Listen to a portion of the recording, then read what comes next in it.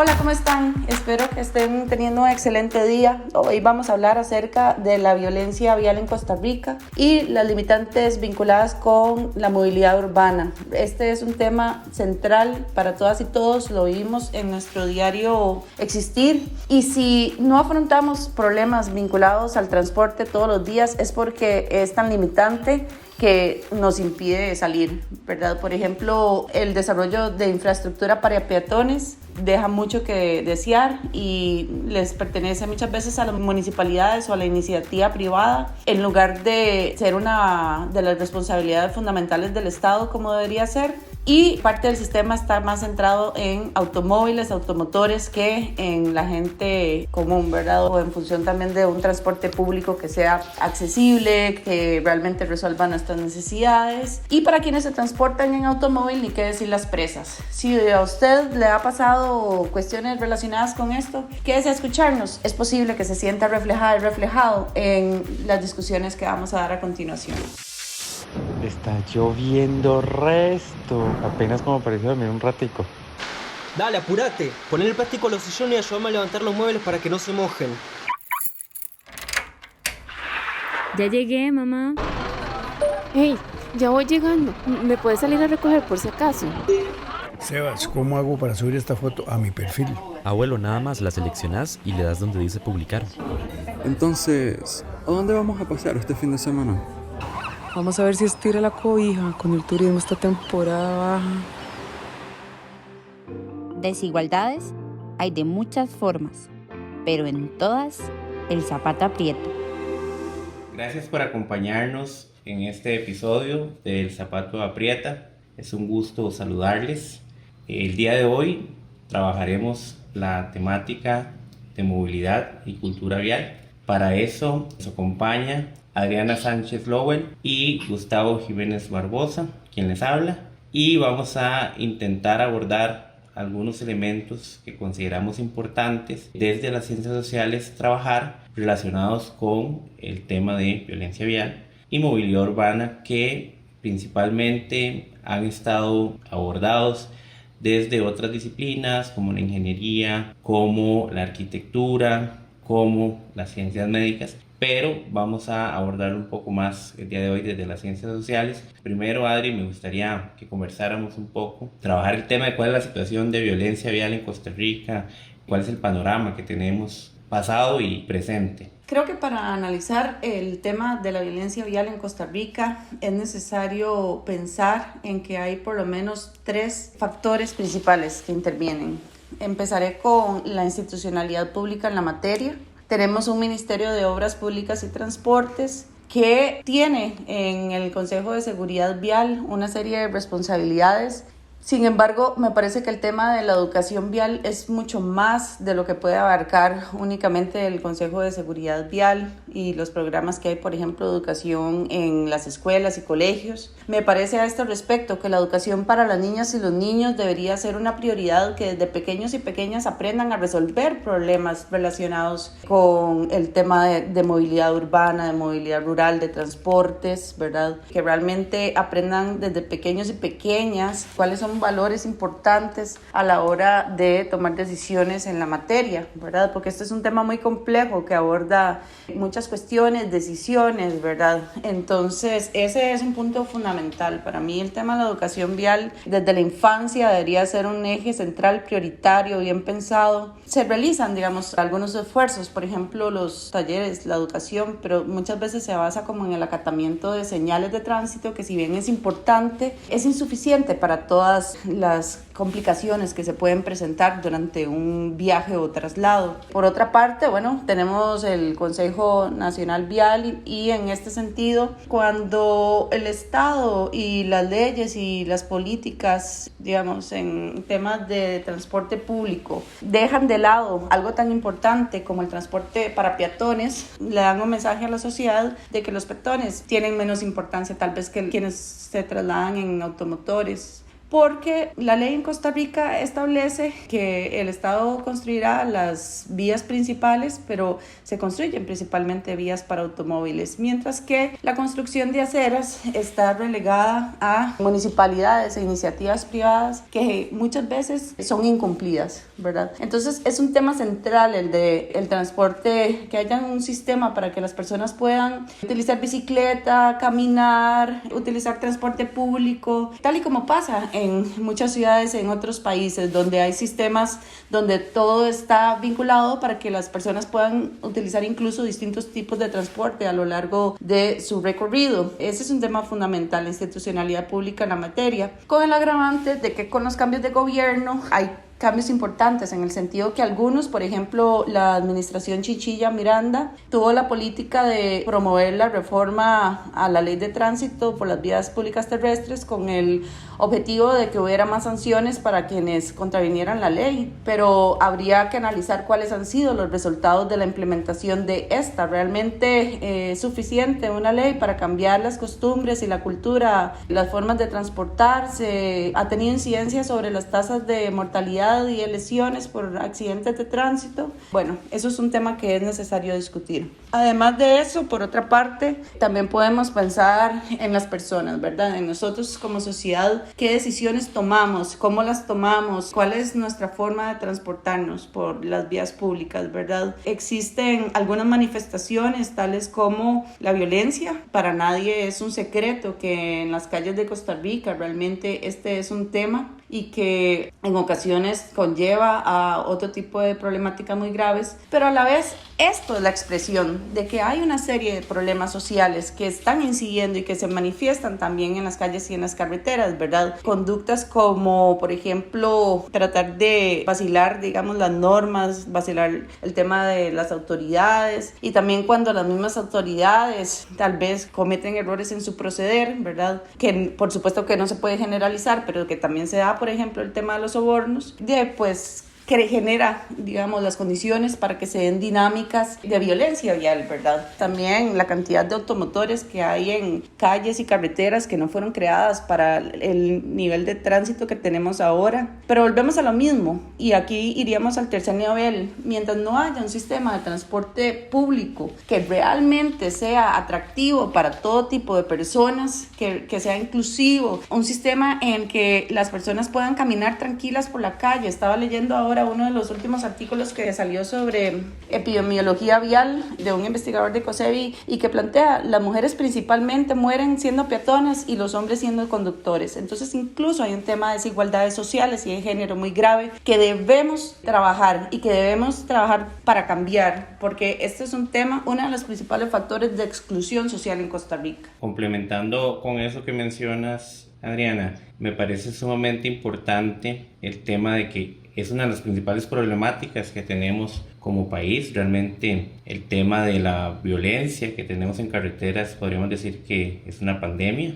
Los números cada vez vemos que mes a mes, ¿verdad? Hay récord de muertes en carretera, y principalmente esto responde a un tipo de modelo de movilidad que se impuso desde principios del siglo XX vinculado al automóvil como principal medio de movilidad. Es hasta años recientes o décadas recientes que se ha cuestionado ese paradigma de transporte para hablar de otros paradigmas vinculados a una movilidad más sustentable, donde se ponga como eje de la movilidad a las personas. Y es un poco lo que vos vienes recalcando, ¿verdad? Que lo principal que se ha hecho en el país, siguiendo estos paradigmas del transporte, ha sido invertir en infraestructura para el automóvil en detrimento de la movilidad colectiva.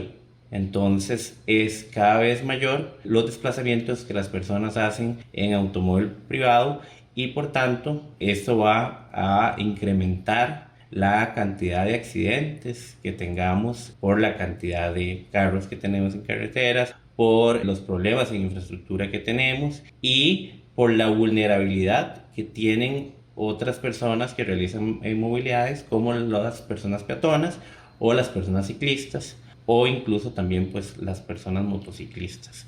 Concuerdo con lo que mencionas, que tiene que trabajarse en lo relacionado con mejorar el transporte colectivo. También en términos de movilidad necesitamos mejorar la planificación de las ciudades para que las ciudades sean más compactas. Hemos diseñado, en el caso costarricense, la GAM, un área metropolitana muy grande con densidades de población muy bajas que pues, realmente no responden, digamos, a las necesidades tanto laborales como ambientales como de movilidad que tenemos en el país. Entonces es un tema importante y además lo que mencionaste relacionado con una falta de educación vial enfocado en una integralidad de quiénes son las personas que participan en la movilidad. Está orientada esa educación también en solamente el automóvil y se evita trabajar otros tipos de movilidad no motorizada, sobre todo, que son las personas peatonas, las personas ciclistas, y también pues no hay como una aproximación a trabajar aspectos como género, como discapacidad, como acceso diferenciado a transporte, entre otras cosas. Entonces me parece que son algunos elementos que deben tomarse en cuenta para entender la cultura de movilidad en el país. No sé, Adri, si quieres agregar alguna otra cosa que te parezca importante, de elementos que deberían tomarse en cuenta para entender la cultura vial en nuestro país.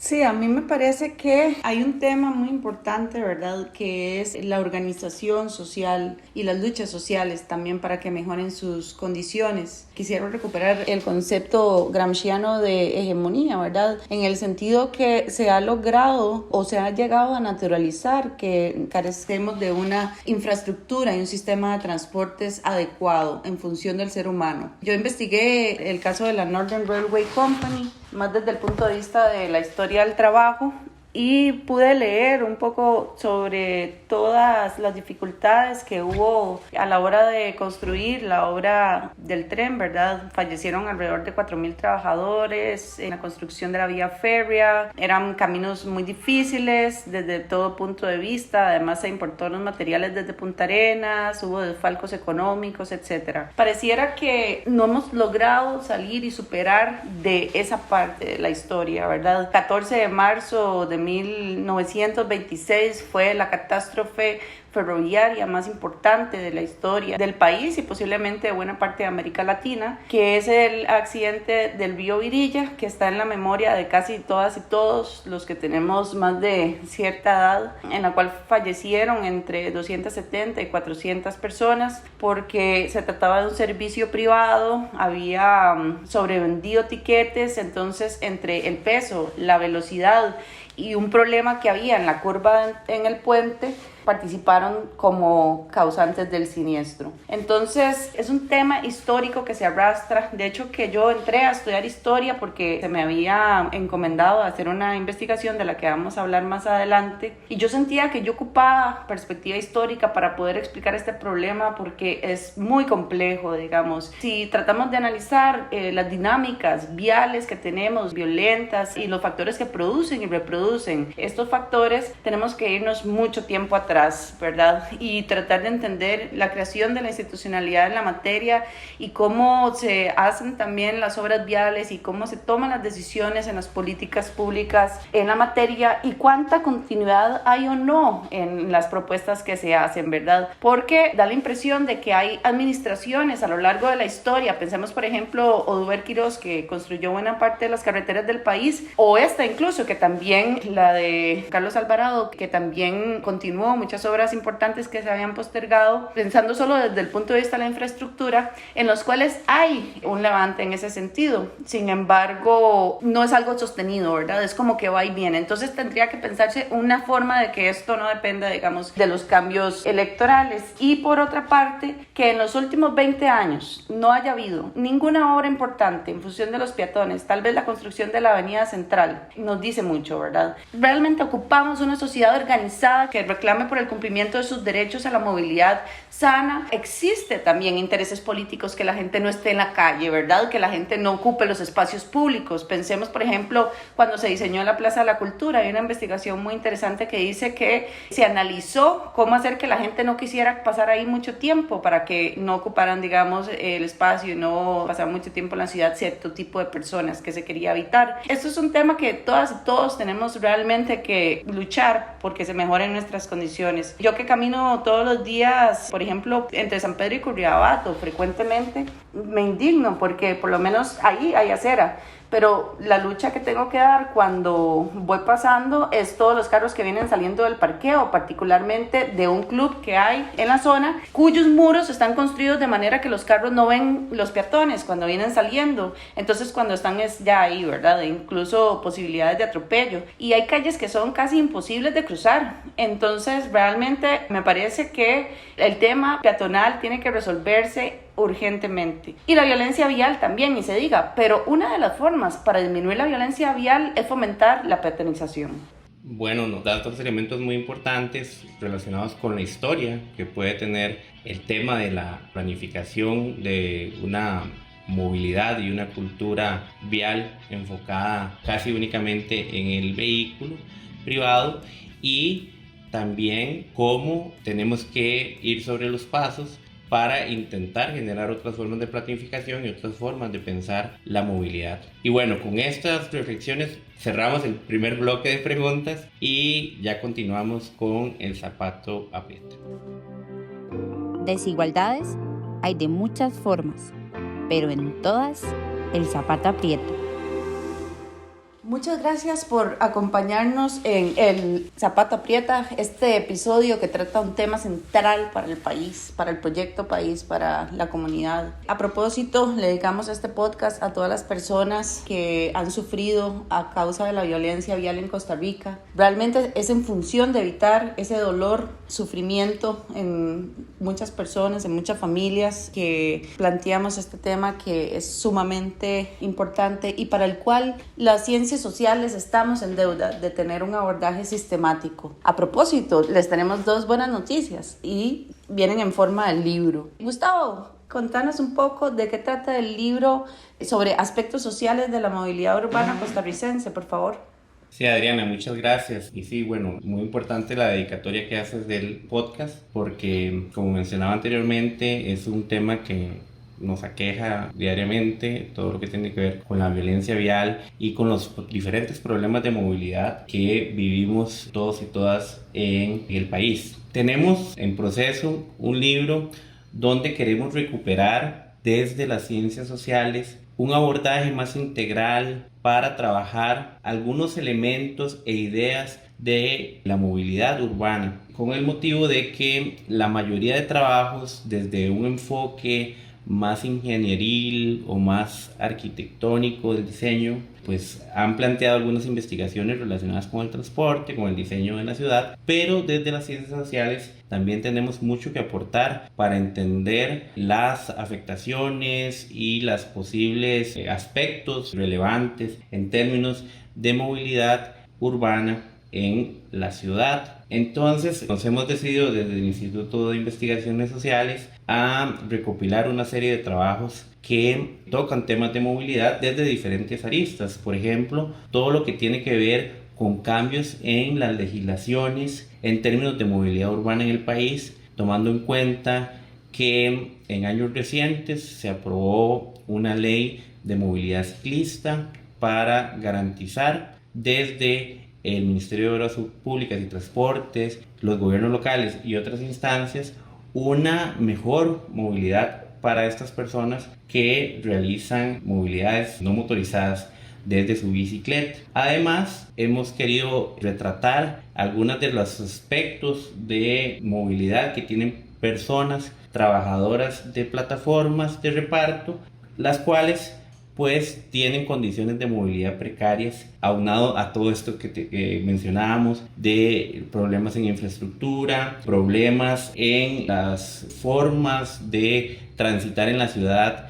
la convivencia entre bicicletas, peatones, automóviles, sumado a las condiciones precarias laborales que tienen muchas de estas personas repartidoras. Además, hemos querido incorporar algunos temas relacionados a los discursos orientados a ciertos proyectos de movilidad. Por ejemplo, el caso del tren eléctrico urbano, el cual es un tema interesante a abordar, como dentro de los trabajos sobre movilidad urbana podemos ver que hay como grandes proyectos políticos orientados a ciertos tipos de movilidad, pero que en el proceso hay pulsos políticos y económicos para impulsar ciertos proyectos y otros no. Entonces eso también lo hemos querido trabajar. Además, temas de cuáles fueron algunas de las implicaciones para la movilidad en todo lo que tuvo que ver con la pandemia, relacionado con la restricción vehicular, y cuáles son como algunas impresiones de las personas, principalmente usuarias de los automóviles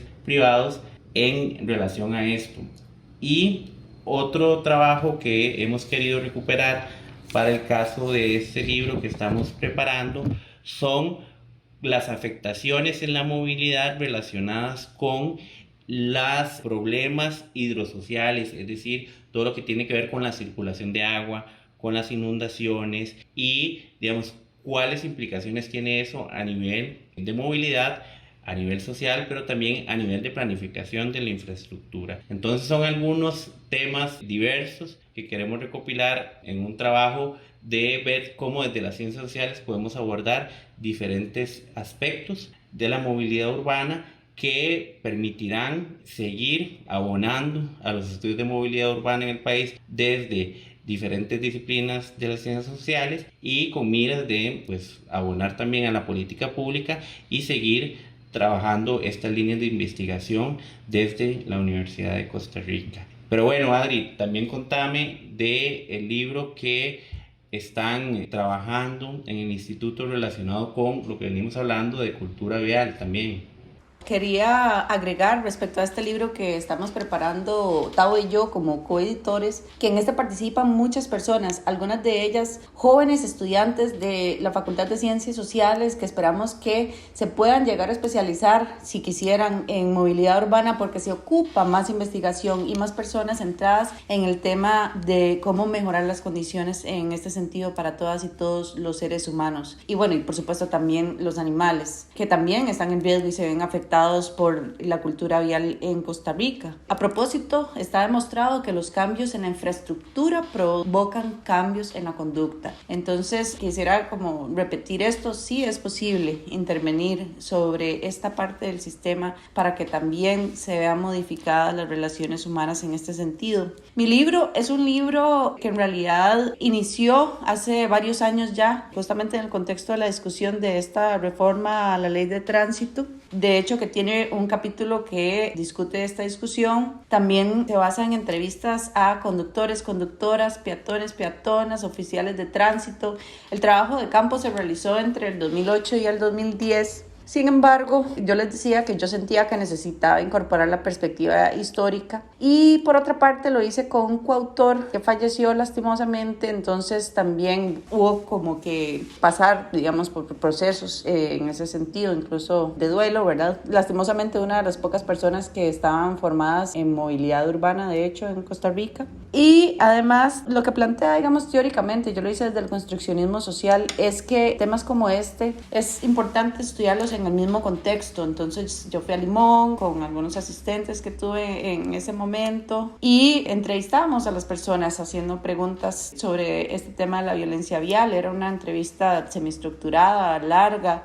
También hicimos grabaciones, observaciones, análisis de situaciones como las personas que utilizan en los centros comerciales los espacios para personas con discapacidad. Es decir, que todas y todos participamos de la producción de la violencia vial de alguna manera u otra. Es necesario por eso realmente tomar conciencia y reflexionar sobre las decisiones que tomamos a este respecto. A mí me parece riesgoso conducir automóvil en Costa Rica. Es decir, es necesario cambiar las condiciones en las cuales se transita en este país. Cuestiones como la velocidad por encima de lo permitido, el consumo de alcohol y ciertas otras sustancias para conducir. Este tipo de cosas realmente ponen en riesgo a la persona y a terceros. Entonces es necesario un abordaje integral de todas las dinámicas que conllevan a la agresividad al volante.